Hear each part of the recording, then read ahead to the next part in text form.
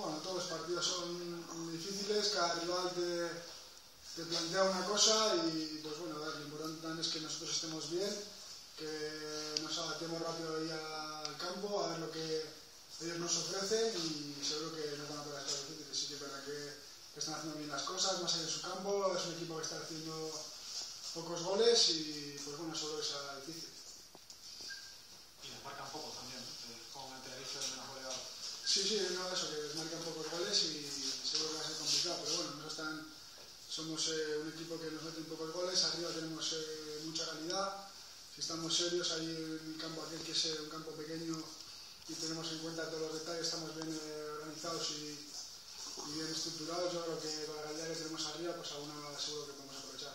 ¿Recuerdas el partido del año pasado también, no? Lo mencionaba como con ese partido, las dimensiones del campo eran quizás no más...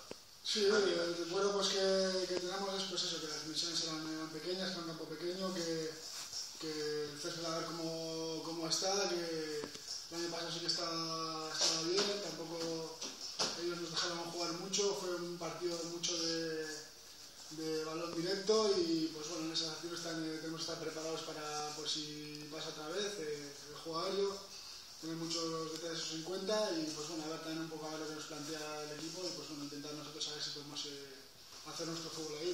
Parece que mantienen, ¿no? Es un poco ese discurso de equipo muy ordenado, regresando a las condiciones de su campo, su juego lo adaptan a eso, ¿no? Sí, en principio es lo que esperamos, ¿no? Ahí pues campo pequeño, que aprieten mucho, un equipo ordenado y pues bueno, pues a ver cómo funciona el partido y a medida que vaya transcurriendo los minutos a ver si podemos nosotros intentar hacer nuestro fútbol. En ese sentido, el Tenerife parte con la idea de ser fiel a su estilo, ¿no? De hacer casi siempre.